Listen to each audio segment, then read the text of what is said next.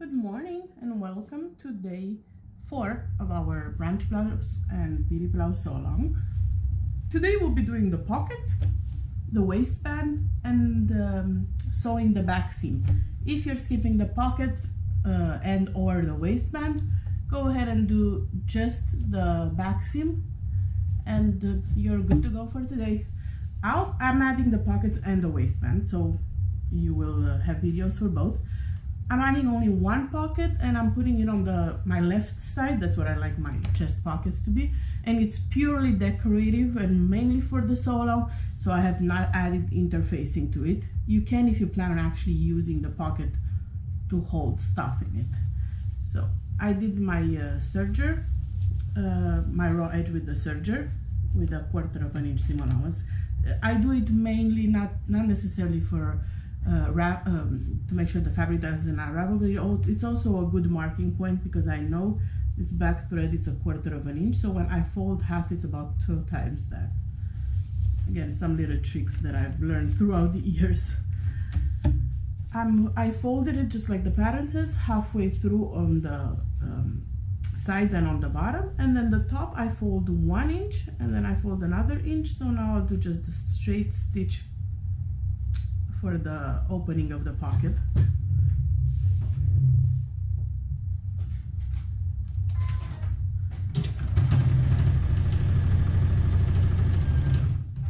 Super easy.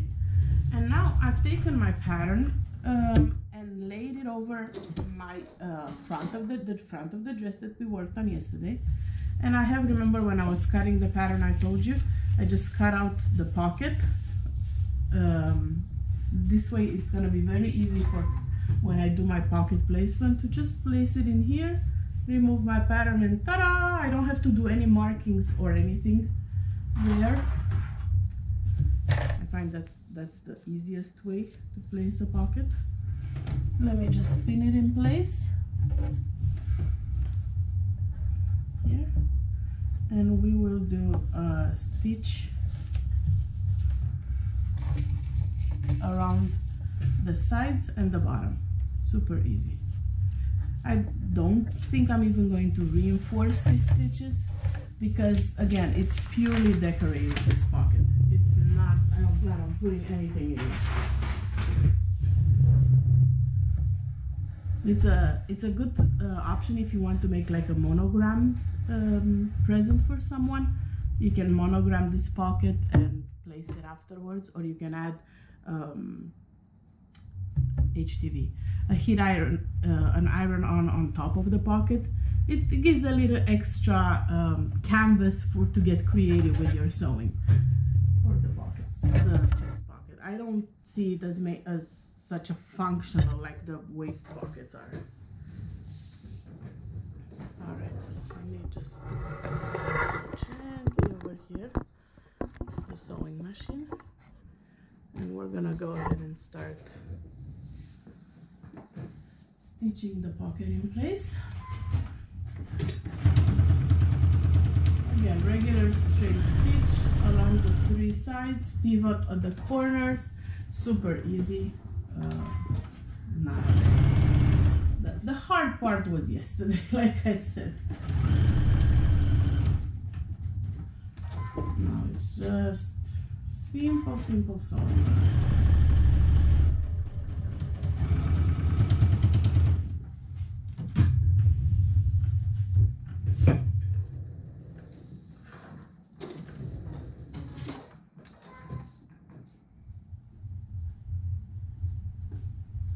Alright, my pocket is done.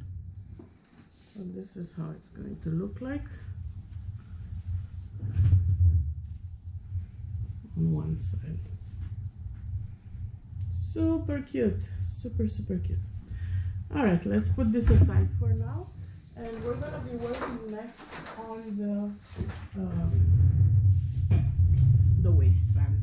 If you're using any directional fabric, make sure you sew it accordingly. I hope you left your notch, you cut your notch when you cut the fabric, because this notch will have to be matched tomorrow, this notch on the side of the front, to make sure you place the waistbands where they're supposed to go. So right sides together. Again, if you use directional fabric, make sure you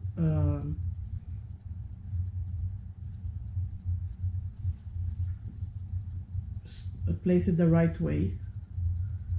That's what I'm doing right now. So if this will be my left tie, okay, it's direction is correct. I'm placing them right sides together.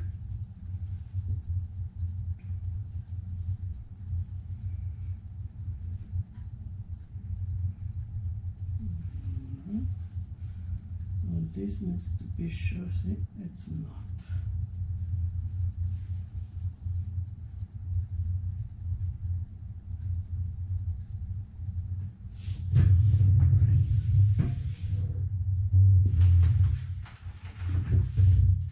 I'm just trying to make sure that my direction,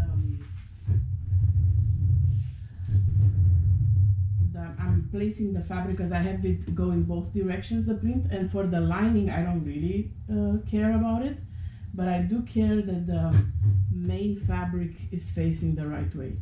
So I'm trying to make sure that I'm placing my, at least one of them facing the right way. If not, it is what it is. It's still a beautiful print.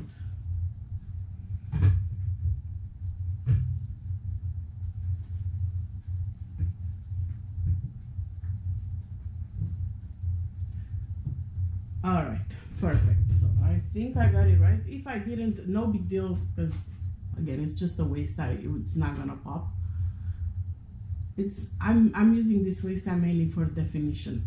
I've done before this pattern with a different color waistband, and that's when I did it to just to make the waistband pop. But this time it's gonna be camouflage in the beautiful print that I'm using. Of course, if you feel more comfortable pinning these two in place, go ahead and do that. I don't think I need to do that. And sew along the two long V sides. So you'll be sewing along this side and along this side, making sure they meet at the V. And when you pivot and turn, you're not gonna go all the way in, because if you go all the way in with your stitching, and I'll show you that in just a bit, you won't have half a inch seam allowance on both sides. So you need to stop a little earlier than that.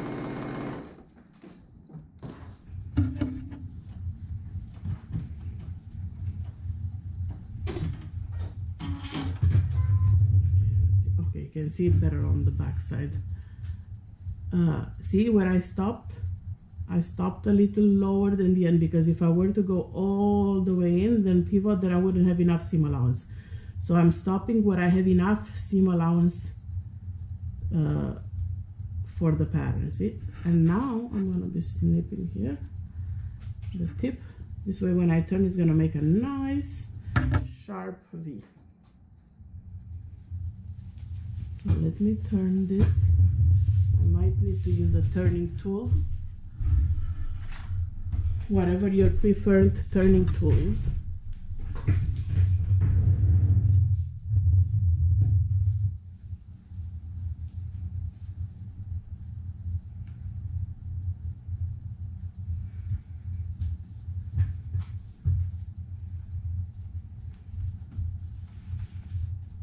All right.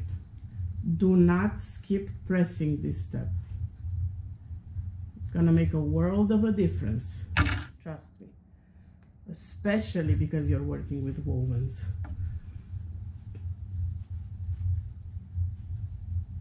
So this is the waistband turned. Give it a good press. Optionally, you can top stitch it on the side, and of course repeat the same steps for your other waistband. So the pockets and the waistband are done now. The last step of the day will include sewing your back seam. As I mentioned before, when we were cutting the pattern, there is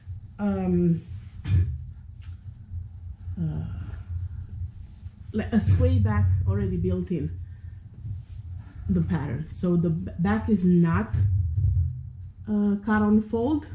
It's gonna lay very nicely along your back and along your back side. Let's, for lack of better words.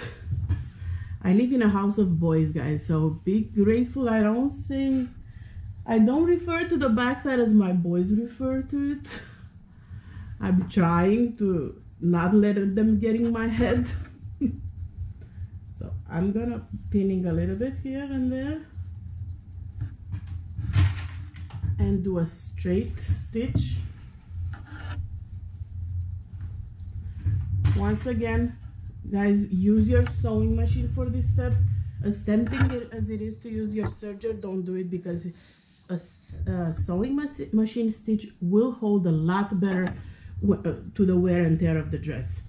So with a 1/2 inch seam allowance, so let's sew a straight stitch along the back, and that's pretty much the last step of the day. You can finish your raw edges with either a zigzag stitch, or you can use your serger to finish the raw edges,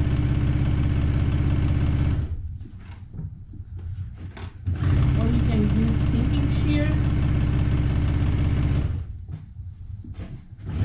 Because it's a woven pattern and most of you are probably going to be using woven, you do have to finish one way or another your raw edges.